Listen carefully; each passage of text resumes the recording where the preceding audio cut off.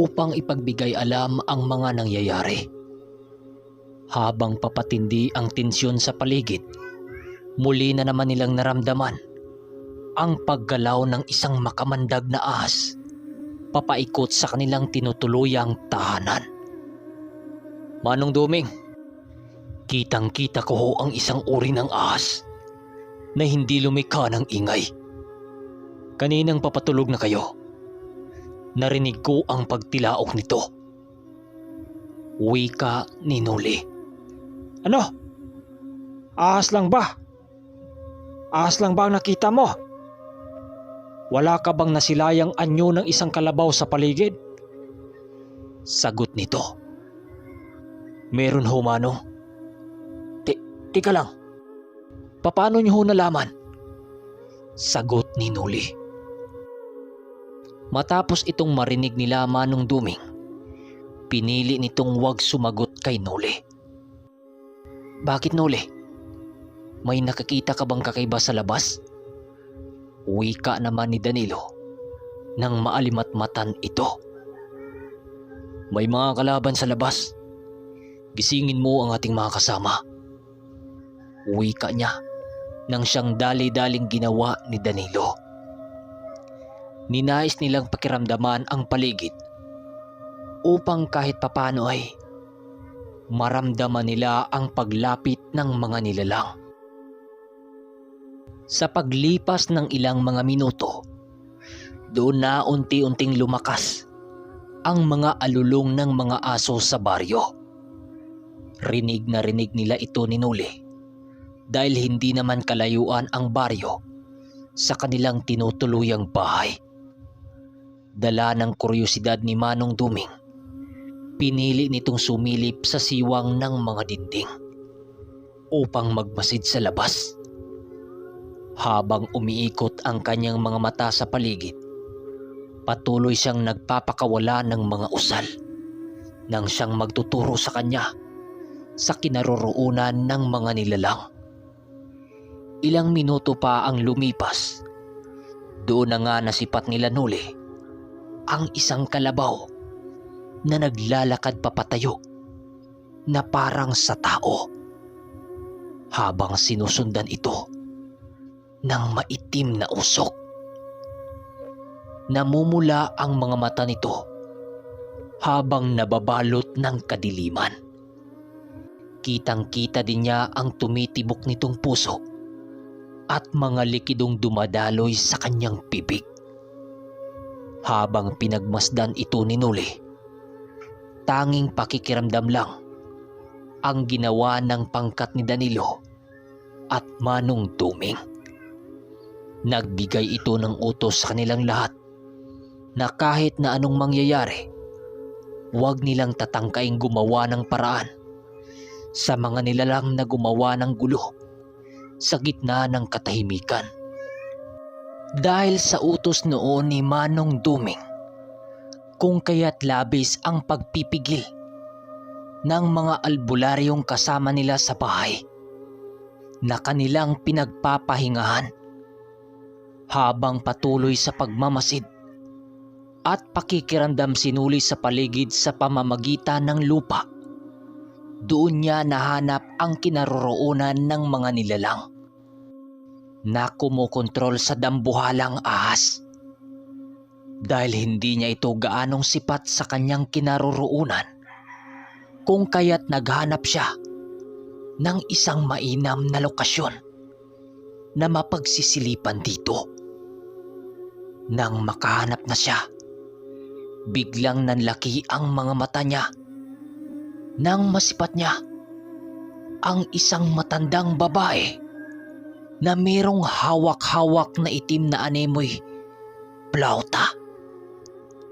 Halos lumalay sa lupa ang maitim na buhok nito habang nag-uusal.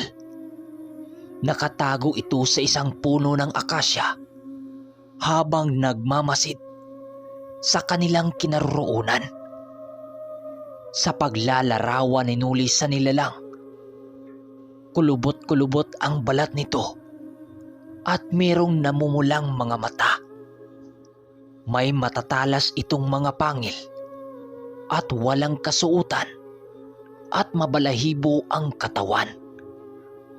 Mahahaba ang braso at daliri nito at meron itong buhok sa kanyang binti na kulay abo din.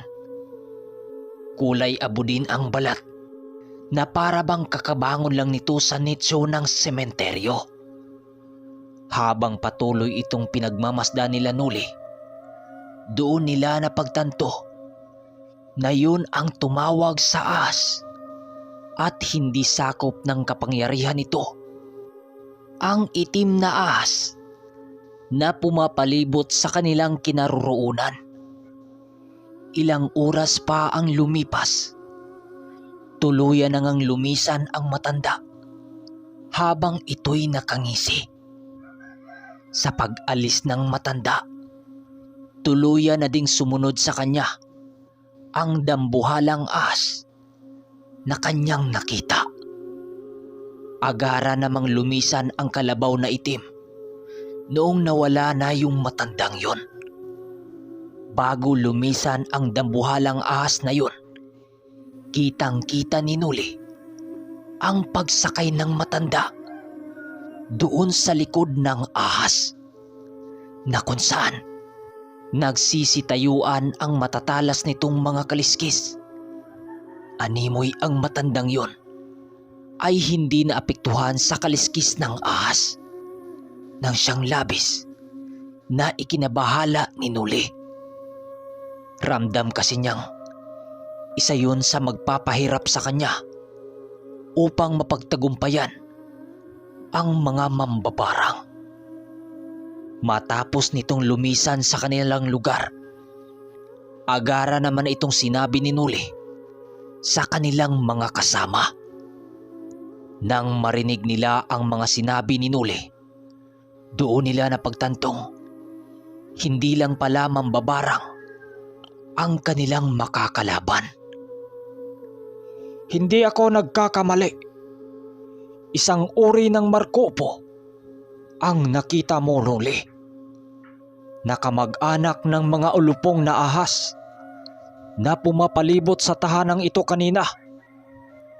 Ang tanging nakakakontrol sa ganong uri ng nilalang ay ang taong may malalalim na aral na kung tawagin ay ugyos. Ang kakayahang taglay ng babaeng yon ay bibihirang mataglay. Gawa ng ipinapasa pa ito sa isang pamilya lamang. Hindi ko sukat akalain na magkakaharap ang aming mga landas. Mapanganib ang ganitong uri ng kalaban. Nababahalang wika ng ermitanyo. Mapanganib ang ganitong uri ng kalaban, Dumeng. Kailan ba darating ang mga kasama natin? Wika ni Mang Carpio. Malapit na yon. Sa ngayon, kailangan nating mapaghandaan ng mabuti ang bawat araw. Wika nito. Dagdag pa nito na ang kalabaw na itim na nakita ni Nuli ay tinatawag na bungkaw, na ibig sabihin lang nun ay mayroong dugong siring itim ang angkan dahil lamang sa pagbitaw ng mga bungkaw.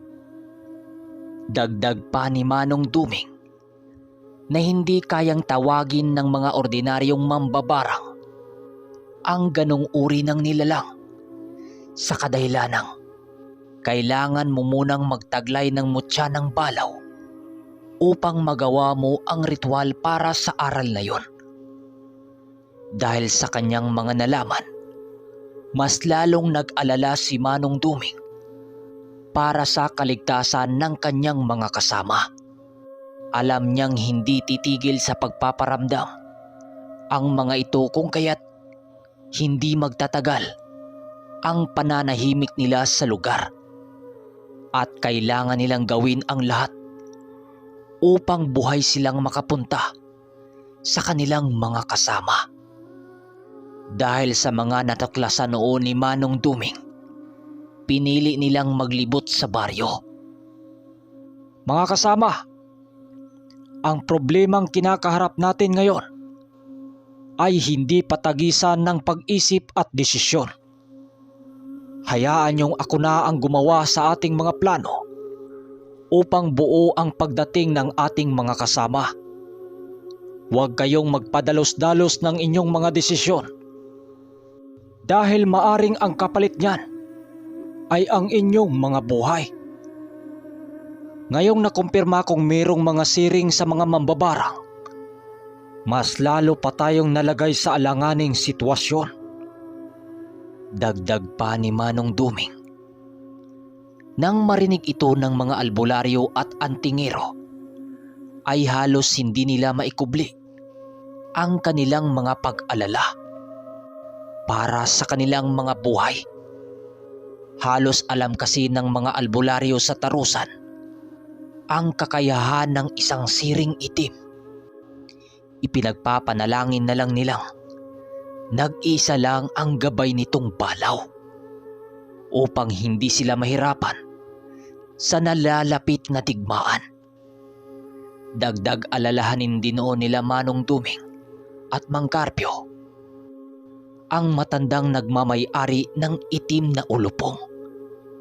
Maaring maraming sasabihin noon si Manong Duming pero ninais na lamang niyang ikubli ang kanyang mga nalalaman tungkol sa babaeng nasilayan ni Nuli.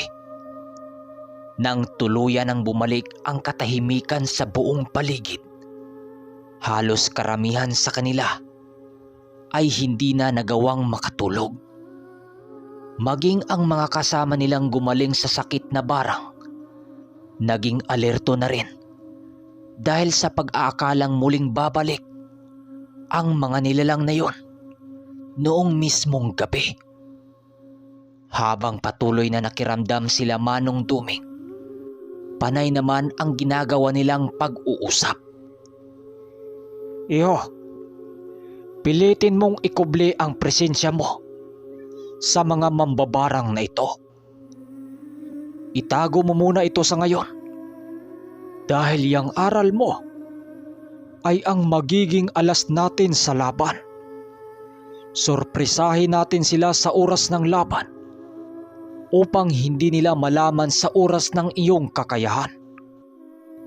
Ikaw ang pag-asa namin, iyo, at ng mga buhay ng ating mga kasama ay nakasalalay sa iyo.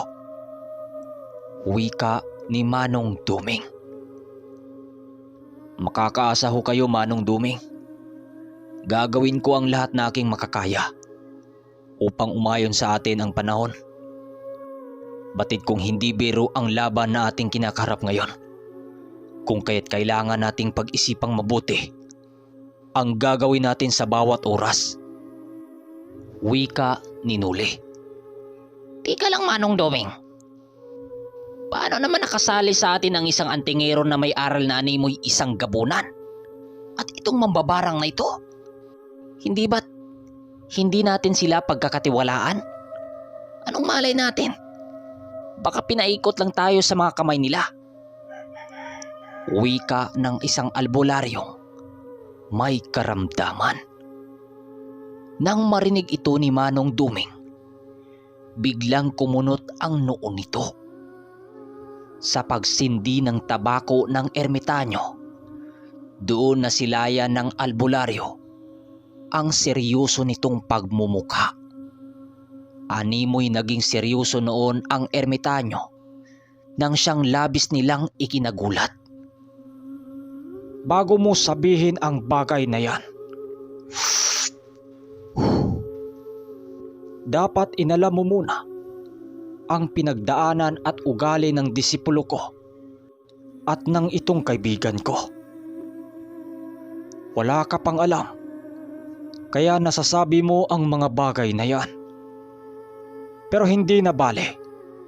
Ikwento ko sa iyo ang pinagdaanan ng mga kasama ko na may malademonyong aral na pinagdududahan mo. Sagot naman ni Manong Duming. Matapos nitong makapagsalita, agara naman itong sinumulan ang istorya tungkol sa kanilang paglalakbay sa Uringaw. Lahat ng albularyo ay nakinig sa kung papaano nakilala nila Nuli ang mga antingerong naging pundasyon ng samahan ni Castancio. Nang marinig nila ang pangalang Macario at Sanoy, halos lahat ng mga ito ay halos hindi makapagsalita dahil sa kanilang pagkagulat. Halos hindi nila noon mawari kung papaano nabuhay ang mga nilalang na kagaya nila Nuli at Mang Carpio na may kakayahang mas mabagsik pa sa mga demonyo. Nung nakaharap nito ang kanilang mga kasamang mas higit pang mas malakas sa kanila, walang iba, si Sanoy at Macario. Nang malaman nilang marami na palang kaibigan si Nuli at Mang Carpio doon sa timog, doon nila napagtantong karapat dapat na itong pagkatiwalaan. Matapos makapagkwento ni Manong Duming, nag-uwi ka si Nuli ng maraming nagsasabing galing sa mga demonyo ang aking kapangyarihan at itong si Mang Carpio. Pero sinisigurado namin sa inyo na mas higit na dibino pa ang aming mga aral kaysa sa ilan sa atin. Pero sana aking mga kaibigan, dalisay at purong kabutihan ang hangarin namin dito sa samahan. Kung kaya't maging sarili kong buhay ay handa kong ialay kung ito'y nararapat at kinakailangan. Hindi ba, Mang Carpio? Hindi ako sumama dito para lamang ibuwis ang aming mga buhay kung kami ay huwad na kaanib sa samang ito. Sa pagtagal ng ating pagsasama sa lugar na ito, malalaman niyong isa kaming mabuting tao. Huwag niyong sabihin pa dito kay Mang Carpio na nagdududa pa din kayo. Kasabay ng pagwika ni Nuli ay ang paghugot niya sa kanyang lalamunan ng isang uri ng bertud na pinanggagalingan ng kanyang kapangyarihan. Gulat na gulat ang lahat ng mga albularyo na roon nang masipan nila ang bertud ng bubuyog na pagmamay-ari ng mga dakilang diwata. Matapos niya itong ipakita, agad din naman siyang yumuko sa lupa upang kunin ang kampilan ng mga diwata. Ito ang kampilan ni Barangaw, ang diwata ng tubig at gubat. Ipinagkatiwala ito sa akin dahil sa dalisay ng aking kabutihang bumabalot. Kahit ako'y isang nilalang na mahilig sa mga sugal, umaring mas demonyo pa ang aking estilo, naway sa pagkakita nyo sa mga gamit ng mga diwata ay maging buo na ang pagtiwala nyo sa amin ni Ermitanyong Carpio. Kasabay ng pagpakita ni Nuli ng kampilan ay ang agara namang paglaho nito sa hangin. Dahil sa mga nasilayan noon ng mga albularyo, ay halos karamihan sa mga ito ay hindi napigilang humanga sa kanyang taglay. Alam nilang bihira lamang ang nakakahawak sa mga armas ng diwata, kung kaya't labis nila itong ikinamangha. Pasensya na ho kayo, Ginoong Nuli, kung pinagdududahan ko ang inyong pagkatao. Wika ng isang albularyo. Nang marinig ito ni Nuli, ngumiti lang naman ito sa mga kasama niya. Kasabay ng pagngiti niya ay ang muling pagbalot sa kanila ng katahimikan. Halos wala na noong magawang makapagsalita dahil sa kanilang mga nasilayan noong gabi. Ilang oras pa ang lumipas, tuluyan na ngang sumapit ang bukang liwayway sa lupain. Nang masipat nila Nuling umaga na pala, kanya-kanya na silang gumawa ng mga trabaho sa araw na yon. Ang ilan sa mga antingerong nakausap nila Nuli ay nagluto ng pang-umagahan, samantalang ang iba ay nagsisibak ng mga kahoy. Sa pagsapit ng 7:00 ng umaga, masaya sila nuling naligo sa hindi kalakihang ilog sa hindi kalayuan ng lugar na kanilang tinutuluyan. Kasama nila noon ang mga antingerong kakatapos lamang magbantay upang makisabay sa kanilang pagligo. Habang naliligo sila, panay naman ang pakipag-usap nila Nuli kila Danilo. Habang binabalikan nila ang mga masasayang nakaraan. Niligo din niya ang mga tandang niyang mga panabong upang maging presko pa rin ito sa kanilang paglalakbay. Pinag-usapan din nila ang mga susunod nilang gawin noong mismong araw. Pinili nilang humanap ng mapagkaabalahan. Ang naisip nila Nuli at Danilong pagkakaabalahan ay bumili ng tuba upang tagayin habang sila ay nag-iisip ng paraan. Habang masaya silang nag-uusap at nag-inuman sa bakuran, bigla silang nakasipat ng 7 kalalakihan na pababa ng bundok kung saan naroroon sila.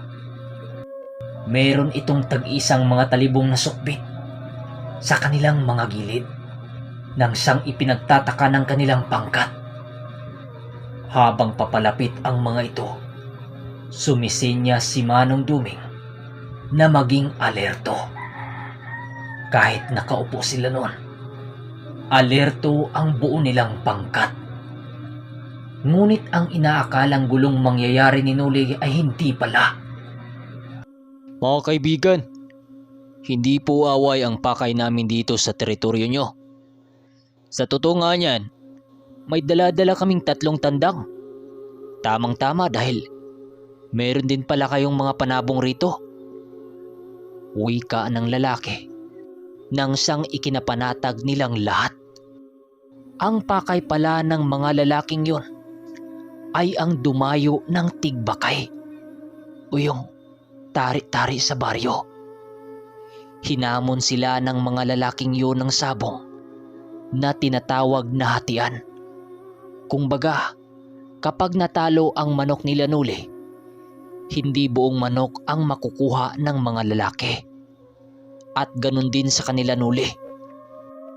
Dahil ang labanang yun ay walang pustahan. Nauuso ito noon sa mga sabungirong nasa bundok nakatira. Dahil sa mga Bisayang tandang lang naman ang mga tandang ng mga lalaki, kung kaya't si Danilo ang humarap dito.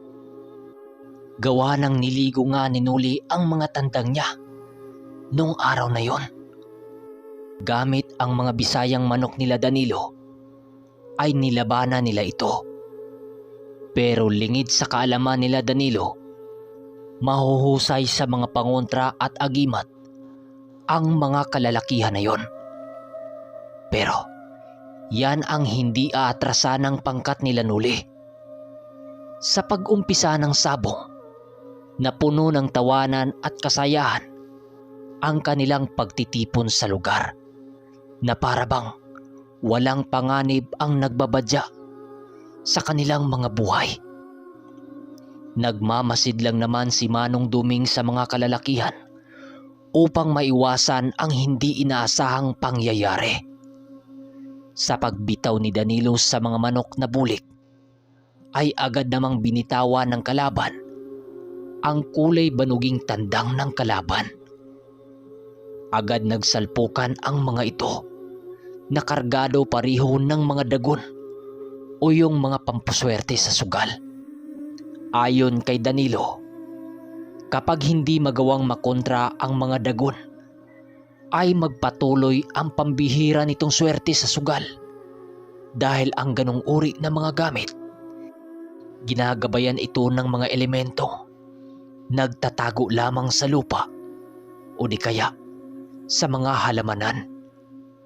Ayon pa sa mga matatanda, kapag nagkaroon ka nito dapat hindi ka kalog na pagkatao.